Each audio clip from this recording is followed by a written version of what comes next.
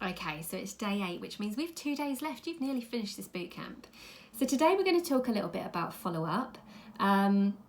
We asked you a couple of days ago to utilise your kit, to get it out there, to get your product out and under people's noses, to construct or put together borrow bags, whether you've done one borrow bag for one warmer, 2 warmers, maybe you've got 3 or 4 and you've got 4 borrow bags out there on the go. You're giving it out to friends, family, dropping it out, picking it up.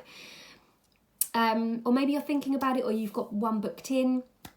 Whatever it is, whenever they come back, we have to follow up on that. Now, it's a great idea for us to put a review form in with the borrow bags or even the tester bags that we're giving out there, but they don't always come back filled in. I mean, you can ask. Usually when I ask somebody to take a borrow bag, I will have put a post up and sort of said, does anybody want to review, or I need a guinea pig, I'm looking for somebody to review this home fragrance system, or there's like free chocolate. and everyone's like, okay, I'll do it. Anything for some free chocolate, right?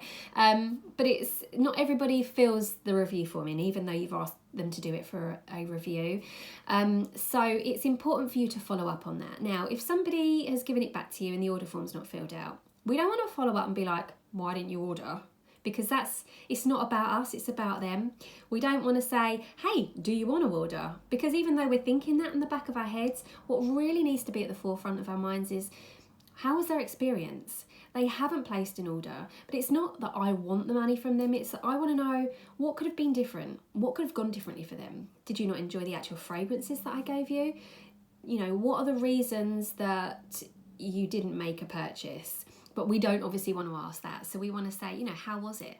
How was it for you? What did you think of the experience? Was it not what you thought? What room did you put it in? Or sometimes you'll find that they give it back to you and they've only used 1 cube of the wax, you know.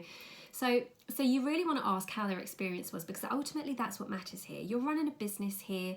It's just you are your business, and you're here to fragrance people's homes and make their kind of experience a great one. So you want to know that what you're doing is good. If you've got borrow bags coming back with no orders, or if you've given 20 borrow bags out and they're all coming back with no orders, don't just presume that the product's rubbish. It's not. The product's rubbish, you know, nobody wants to buy. Look at the experience that you're giving out and ask for feedback. We want to know how they got on.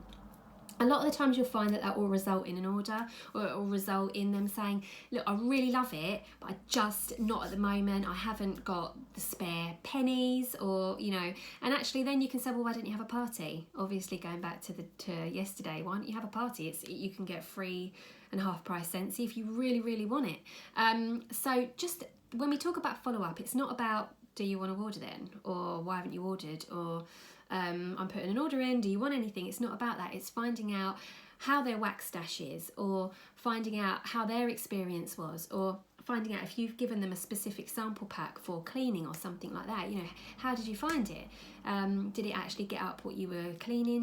What did you use it on your oven door? How did it go? You know, it's definitely about finding out what their experience was like. Okay, so the other thing that I want to talk to you about, which is something that I'm crazy passionate about, obviously, as you know, is sponsoring. Sharing this business opportunity, bringing in a business partner, somebody that you know that you think would be absolutely incredible at this experience. Trust me, even if you don't ever feel ready, or even if you don't feel ready to share the opportunity at the moment, you never will. It's quite like having a baby, and they say this, honestly, I do think it's like that. So, you know, when you say you're never ready, there's never going to be a point where you're totally ready to do it. The same goes for sponsoring. There's never going to be a point where you know enough, or you know everything, or you feel totally ready to do it. I think this business is so much more fun when you share it with somebody else. I sponsored somebody into the business really, really quickly when I first started, and we learnt together, and she was asking me things and then I was going off to find it out, and so I was learning more, and I was really, really enjoying showing her the way, showing her how to run a business. And it was just a far more enjoyable experience. We did it together, it was great, and even though it was slightly daunting and slightly scary, it was great to see her learn to grow, and how it changed her life. It was brilliant. SCENTSY has blessed my life beyond measure. You guys know that. The team know that. It honestly has changed my life, changed my kids' life, changed my family's life.